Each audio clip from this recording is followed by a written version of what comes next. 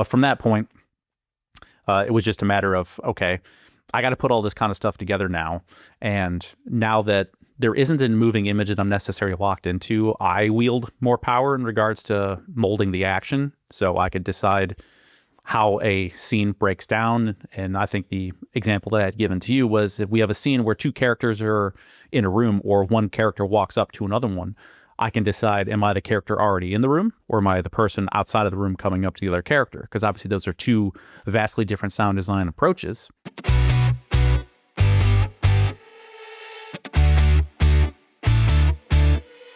Welcome to Audio Branding, the hidden gem of marketing.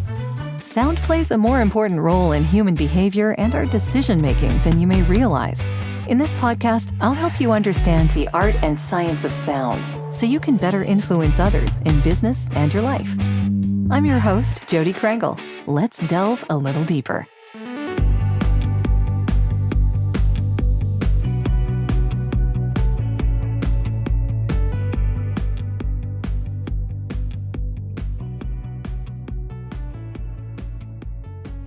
Well, welcome, Joshua. I appreciate you taking the time. And I love your background there. Thank you. It's not, this is a real background. There. It is, actually, because we were just speaking about the Dolby Atmos just a second ago, and I bought a iLoud Atmos rig off a buddy of mine. So that's like the stacks of totes, that's where all that came from. So we're in the process of finishing a plan for a new garage space, and then the bonus room above, that's the new studio. So I'm trying to have ChatGPT help me put together plans for Atmos placement for speakers, and I want to be all fancy and put cable traps in the floor so there's no cables on the floor, all that kind of stuff. So that sounds really intricate. Yeah. And I hope it works out really well. Me too. ChatGPT, though, I'm curious, when you ask it, what are you asking it? Well, I did a lot trying to have it train on just like me specifically. So I use it a lot for like, I wanted to comb different areas of the internet for gigs, for instance, is one thing that I use it a lot for, is to send me like a digest every morning of verified, paid, open audio gigs, hoping that it'll help speed up the process of me rather than having to wade through everything. I could have it do all that kind of stuff for me. So I'm trying to use AI for the sake of what AI is supposed to do, is to try to make my life easier. But in this particular case, I took the plans that we got from our architect. They're just like the basic plans, but with dimensions and things. And I'm like, hey, here's my space. Here's all the gear that I have. Can you help me just put together a plan for where things should go? How can I wire things together? I also asked it, like, what do you think about acoustic treatment? And can you give me plans to build those, material list, all that, in hopes that it'll just spit out a PDF of everything that I need. I can hand off a set to my contractor. Here's all the specs and here's everything that I'm looking to do. And then I have a completely separate list for all of my acoustic treatment builds and all that kind of stuff. So wow. Yeah. Okay. So actually making good use of it the way that it should be used. Right. But it's one of those, Well it's a bit done. of, and it's a bit of trial and error too, because it's, Yeah. of course, it's very broad. So trying to train it to make it focus on the right information, and we're not just on random forums and stuff trying to pull information. But so I have a couple friends that do studio builds and stuff. So I'm hoping I could be like, hey, what do you think of this? Yeah, So- they can confirm it at least. I've noticed that ChatGPT has a tendency to hallucinate. Yes, I've had it too. Even as it was starting to learn my text, I should say my speaking style. Sometimes when I would have it try to help me write like cover letters and stuff for things, I'm like, I don't know where this is even coming from sometimes. So, but now it's gotten a lot better. It's almost to my voice, but it's not quite there yet. So I still need to do a lot of tweaking if I'm having it help me with that. But I usually, like, if I find something online someplace that's a job situation, I'll just copy and paste it in and be like, hey, based off of this, can you help me craft something? And then I go in and fix it so it sounds more like me. And then I usually use it that way. I've rarely just put something in, and whatever the output is, just use that, because typically it's still not me 100%. Yeah. Yeah. So true. Yeah. But I love how you're using it. That seems like a really innovative way to get the most out of it, which is fantastic. Yeah. And Yeah. I use it more than Google now. I go there first when I'm asking for stuff. You're not the first person to tell me that. Yeah, it's super handy, because I'll just think of something. Like, I had an idea for an app and just talk to it about it. And it's like, well, from what we see, an app of that type doesn't exist at all in the market. So I'm like, all right, well, that's cool.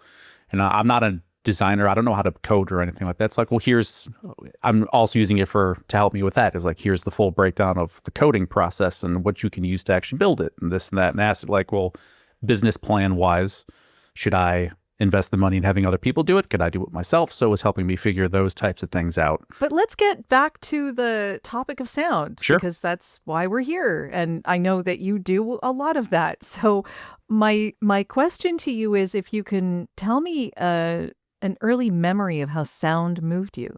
Do you have Sure. one of those? Specifically, and this is always something that I've thought about just is my own history. I come from a very musical family in that everybody in my family is really interested and listens to a lot of music. I was the only one that ever really did anything in regards to playing an instrument or pursuing it in some other capacity other than a, hobby, if you will.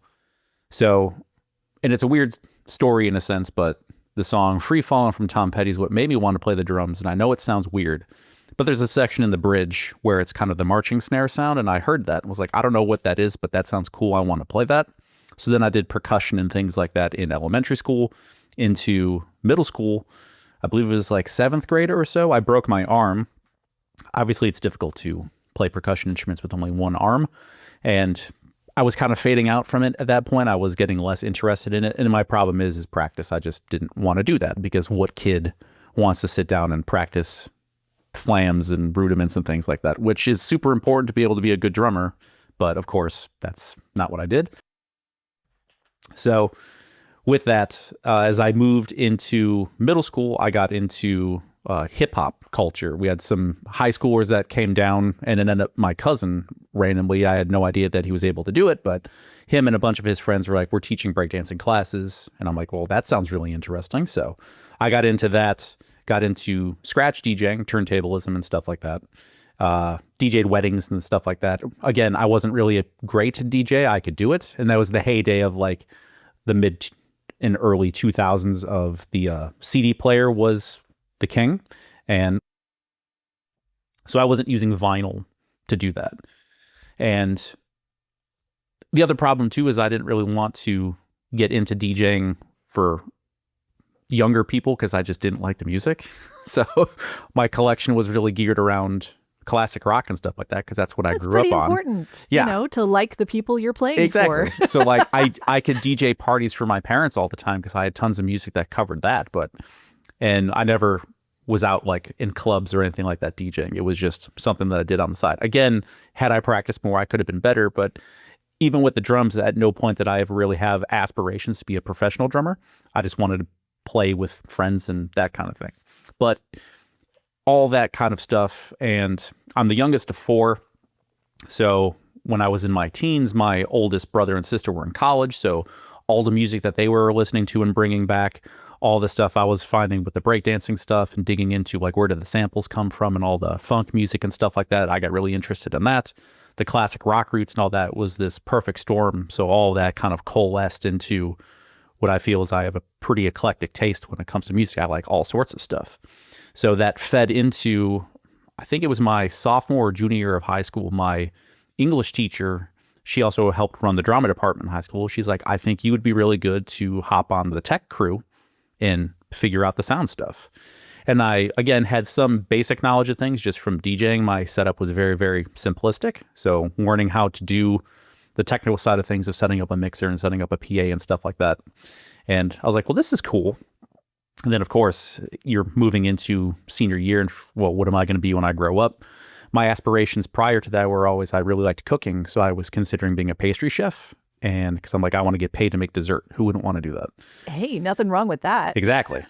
And of course, right now I see lots of people on Instagram and online that I'm like, that's all the stuff that I would love to do is watching pastry chefs there make stuff. So it's kind of come full circle. But we wouldn't be having this conversation if that's True. where we went. I'd be like, well, here, talk about the patisserie that I opened or something like that.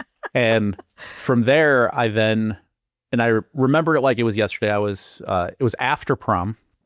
And the way our school did it, we had it was kind of like a party thing after where different games and stuff like that. And I was talking to a friend's dad. He's like, well, my nephew is going to Ohio University and he's studying audio production there. I'm like, okay, my best friend was going there. I was like, hey, I'll do that. I mean, I'm really interested in this music stuff. I like to tell people I made the sound decision of getting into the music industry to try to make a living. And so I told my best friend, Matt, I'm like, hey, I'm going to go to OU too. I'm going to do 2 years of community college first, because as I watch my older siblings, I'm not spending the money for a dorm and meal plan and stuff like that when I can just stay home and I could still work and then just go to school. Actually, it's funny where I'm at right now. The community college I went to was like, 5 minutes from here kind of a thing. So that's got to be nice. yeah, it wasn't at the time, still having to drive. Actually, I lived like another 10 minutes or so the other way from where I'm at right now. So I did my 2 years of community college, and what really set the scene, if you will, I took a sound for film class and totally fell in love with just this concept of building sound effects and bringing that kind of stuff to life. One project we had was replacing all the sound effects in a cartoon. And specifically, it was the Bugs Bunny versus Elmer Fudd boxing match one. So being able to blend real life sound effects, and we had the Hanna-Barbera sound library available with the school. So I'm like, I have the stuff that I had always heard as a kid and all this new stuff, and being able to blend them together to create this project of all sorts of different stuff. I'm like, this is really cool. This is the stuff that I want to do. And then our last project, and it would be the same thing when I went to college, or I should say transferred to OU, we had to like re-sound design a scene from a movie. And the community college one was American Graffiti. And specifically, there was the scene, I think it was like a wide shot of the diner and people were getting out of their cars. And I'm like, we need the sound of a car door closing. And in the booth, there was a big heavy toolbox. So I was kind of manipulating that in a specific way and, a little bit of processing, and hey, it works. So that also kind of turned my brain on to context is important. I can literally add whatever I want as long as it makes sense in context to what people are seeing. So that continued to fuel that. Then when I transferred down to OU, I was a music production major first, and I'm like, I don't want to do this. So then I transferred to audio post-production. I also thought it would be smart to pick up film as a minor, because I'm like, if I'm going to work in film, having an understanding of the history and mechanics of it makes sense to me. So I did that. And then I filled the rest of the time with history classes, where basically I was a class or two shy of a history minor, but I'm like, I'm not going to stay here for that. So, and then I graduated cum laude, yay. And congratulations. Well, thank you. Got my degree. That was the first time I got straight A's in my entire life, was in college. And I'm like, well, I'm paying for this you were myself. Motivated. Exactly. And I'm paying for this, so I might as well do it well. Sure. And yeah, but at that point, it's now I graduated. I have skills, but not enough to get a job in the industry yet. And I'm like, I have to start paying student loans back here in 6 months. So then that from, 2009 until basically 2020, it was a day job, 9 to 5, to feed myself and pay the bills. Audio was nights and weekends, working with bands, working on films and stuff. So I was trying to juggle both of those roles. I liked working with bands and stuff, but I was always more passionate. I always felt I was better working in post-production. So that was the course I would eventually take. It was like 2018 or so. I'm like, all right, I'm just going to concentrate all my efforts on post-production work and do less music. And from that point, things worked well. And then at the time, I had moved to Nashville in 2016, and this was December of 2019. Just cold outreach. I had done some podcasting work while I was in Nashville. The first big project that I had was a drama podcast. And basically, it was the same concept and approach that I would sound design a film, but with no moving image. So it's all the sound, right? Yeah, the whole, exactly. You're telling the story. That's, right. Yeah. And the power that I wield is the post-production engineer on that. In part, Faith McQuinn, who ran the project, and I've done pretty much the sound for all of her movies and all of her projects, because she's the best, and I love her very much. So I always thank her and appreciate her for igniting this drive and this love of podcasting that I have is really coming from her, from essentially getting a chance to get into things. But from that point, it was just a matter of, okay, I got to put all this kind of stuff together now. And now that there isn't a moving image that I'm necessarily locked into, I wield more power in regards to molding the action. So I could decide how a scene breaks down. And I think the example that I had given to you was, if we have a scene where two characters are in a room, or one character walks up to another one, I can decide, am I the character already in the room, or am I the person outside of the room coming up to the other character? Because obviously those are two vastly different sound design approaches, because if the person's coming in the room, are they walking down the hallway? What is all the diegetic sounds, ambience, things like that of them coming from some other place to the character in the room? Or if I'm in the room, I can hear them coming from the back of the room. Okay, well, where do I want the door to come in? How big is the room? Those types of things have to be in consideration for it to be believable.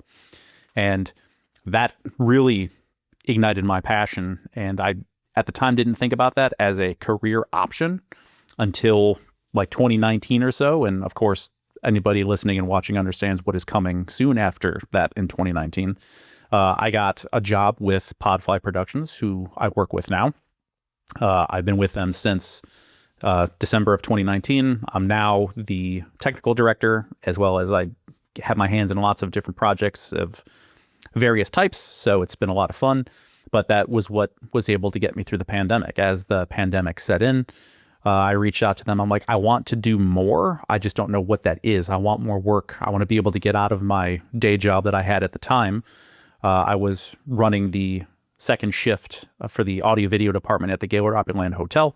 It was nice to have a job that actually utilized my skills, and I really got a more fundamental focus, especially on things like troubleshooting from that job, which was great. Because each part of the hotel was just slightly different. Everything had their own little quirks and things like that that I would have to remember if I'm moving, signal around a room or something like that.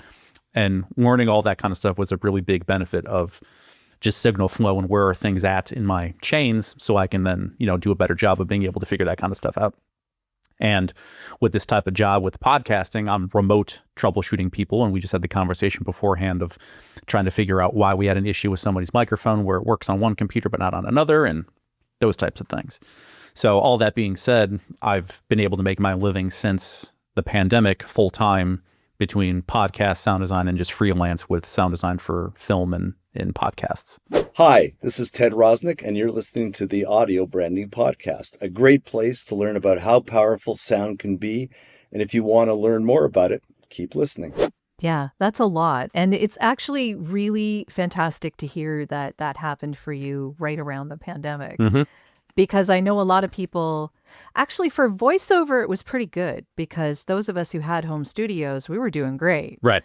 But if you didn't have that anticipation, if you had not anticipated anything like that happening, you kind of had to figure it out really quick. Yeah. So when you were doing your thing in the pandemic, how did you see things change? Because I know, like, for instance, like Zoom became a big thing because, we were all remote.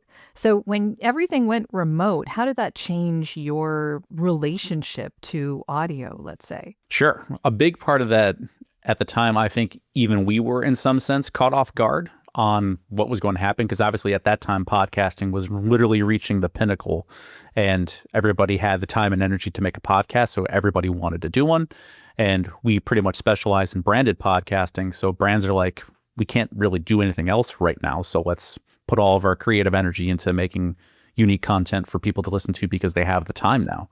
So part of it was just trying to figure out what is the landscape right now and what tools are available to us that's going to make this job easier for everybody. Because in a sense, before we were kind of paralleled on focusing on content for branded content for podcasting for brands and things like that, but also our more legacy clients, if you will, are your self-funded podcaster, which is fine. And the way we were kind of pretty much setting it up is we're going to teach you essentially the aspects and the basics of podcasting. You're going to record, and then we're just going to handle post-production on your behalf. And over time, we've changed it to where we want to have full control over what's going on in regards to sending microphones out to people. I'm sound checking people, making sure that they sound as good as possible because I want the best quality coming in. Then I'm handling. Thank you for yes, that, of by course. the way. Of course. That's number one problem. Yes. That is the number one problem of a lot of the podcasts that started up, especially, people Definitely. who just didn't have any background in audio. Right. Yeah. I mean, they're leaning back in their chair. You can hear the whole room around them. Right. There's, sound that makes your ears hurt is not good for a podcast. It's true. But at the same time, what I liked about it, though, was it humanized podcasting and humanized the personalities that everybody had known in those podcasts. So being able to see an interview and somebody's child walks in the room. Like, these are people with real life situations. They're just like you and I. They're just doing something different. So I thought that was a pretty unique component to it, is where, okay, we could kind of let things be slightly more lax in regards to quality. If they're still sounding good on mic, but other things are happening, it was more acceptable because that's just what was going on for the time, and it was the pandemic. So it was kind of that unique cross-section of quality and the content, but also, like, if it's not 100% flawless, that's okay. So that was kind of a unique twist, if you will, in that situation. But part of that too certainly was trying to move away from just people using Zoom, because the audio quality is just not there. And it's still a thing that people talk about now. Why can't I use Teams or Zoom and such? Zoom has gotten better, I will say. True. But I still wouldn't use it over Riverside or Absolutely. Squadcast or something like that. Right. Just mostly because of the not a lot of people understand echo cancellation, and not a lot of people are aware of Using just headphones? the sound. Yeah, yes, that's definitely. I mean, you saw on the intake form that I actually have like a check there that says, if you don't have headphones, we're not doing this. Right. Like, that's a big thing, and a lot of people don't understand how big that can be because I mean, echo cancellation. So for the people who are listening, could you explain that just so that is an easier concept Sure. for people to get? Now, 100% how it's all working on the back end, I'm not entirely sure, but more than likely what it's just essentially doing is figuring out the timing of the audio coming out of your speakers to it being able to be listened to on your mic to help prevent feedback. And then it's doing some sort of correction, and probably phase cancellation is probably what it's doing, to stop essentially the sound of your audio coming out of your speakers getting into your mic and creating a feedback loop. So if you don't have headphones, that's the whole point of that. You should obviously, whenever you can, have headphones for those purposes. But essentially, yeah, it's just helping to ensure that the echo or the room ambience and things like that just essentially get canceled out to give you better quality and help prevent feedback. Yeah. And also when someone is talking over another person, it squelches down and gets all goofy. Yeah. Yeah, it doesn't sound all that good. So it just lessens the quality of the audio. And for a person that's watching on video, it may look like I am not wearing headphones, but I am actually wearing She's all earbuds. sneaky. Yes, I'm all sneaky, so I don't look like Princess Leia on camera. Yeah, I got my giant ear goggles on. Yeah. Yeah, but what that takes, and for anyone who is interested in learning this kind of thing for their own podcast, what that takes is just a really long extension cord. So what I have is like, yeah, it's all plugged in here exactly, but it's a long enough extension cord that I can put it behind me. Yeah. So no one's seeing it, and then the earbuds come in from the back. Right. So yeah, it just depends on how you do it, but earbuds or earphones, like headphones, are really super important just to get great audio. Yeah. Were there any particular podcasts that you worked on that you could talk about while you were in pandemic era that you thought were really awesome? Yeah. And they're ones that I still, in some capacity, have a chance to work on. My favorite, certainly, probably of all of them, we do a show for the American Kennel Club called the Down and Back podcast, which, if I remember correctly, was specifically a command, is what that term comes from, like for a dog is down and back. And I just love the show so much, in part because it's not an interview show. We're not interviewing people on it. So the essential core group is myself and our creative director, Mike Tennant, and he's a lovely Canadian gent. Tons of radio experience and award-winning, and just his writing is just so much fun to bring to life just because of just what energy the energy that he puts into it. And it just makes my life and my job very easy because it's very easy to pull that out. And so it's just the two of us essentially on the Podfly end. And then American Kennel Club side, it's basically the host. His name's Bud Bacone, another lovely gentleman. We have so much fun when we do our recording sessions. And he has been writing for the AKC Gazette for a number of years. So has so much knowledge just off the top of his head to bring it full circle. We also work with their archivist. So we have an entire archive of AKC information that we can dive into for certain things.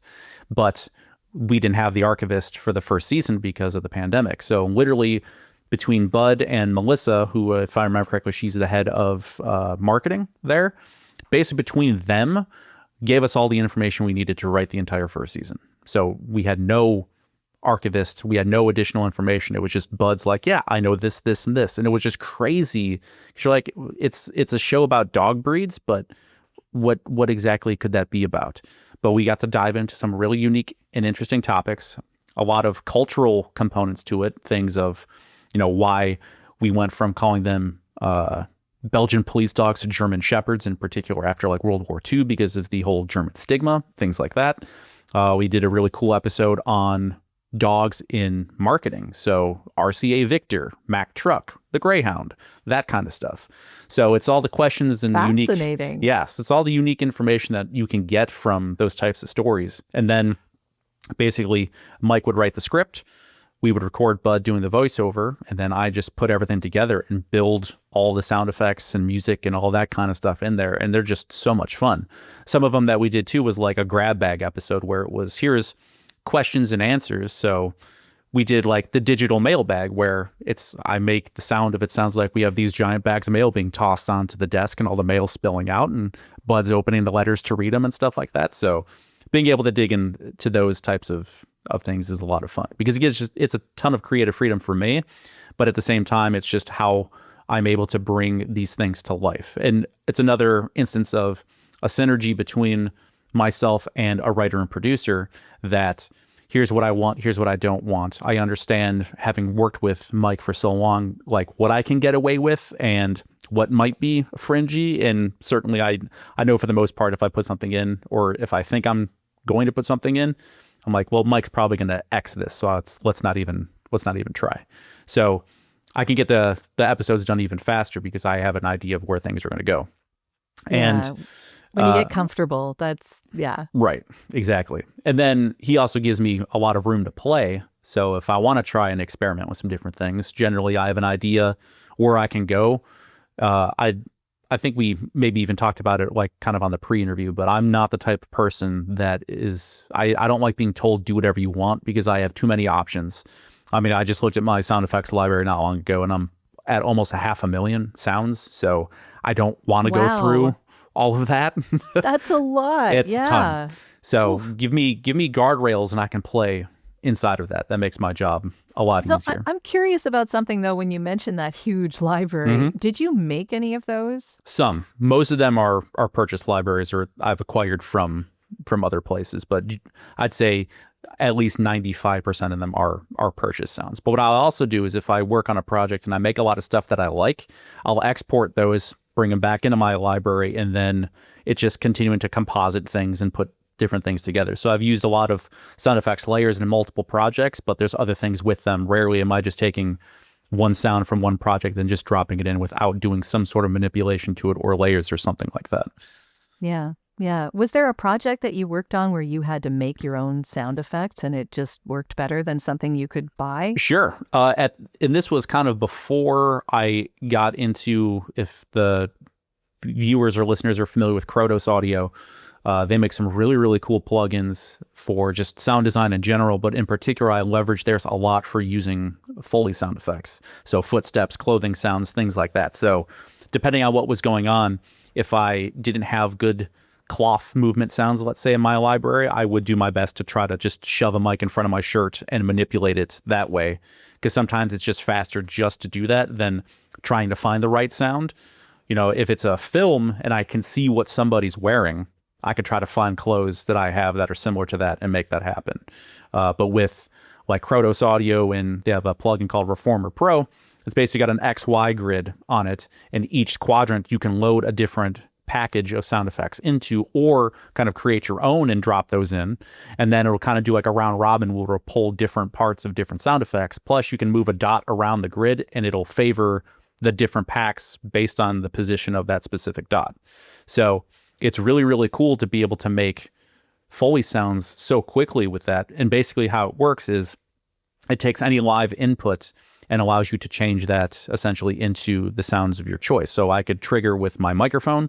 What I typically do is just plug a microphone or a instrument cable into the DI in my interface and just thumb it with my finger so it makes it hum. So every time it hums, it'll generate the sound. I can go in and kind of draw in the waveform a bit more if I need more intensity versus less.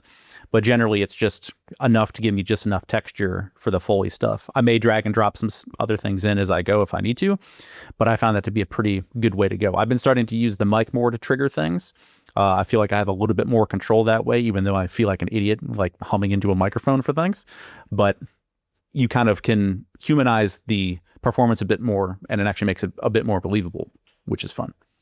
So, and I just had taken a sound effects or sound design class online, and part of that was I did some Foley work live just for some of the project. There was one, it was a super short scene of like an interrogation, and somebody grabs documents on the table and then is pointing, like tapping on the table to another picture or something like that. So I literally just took my SM7B, flipped it upside down over here with some papers, and just acted it out, cleaned it up a little bit, and it did the trick.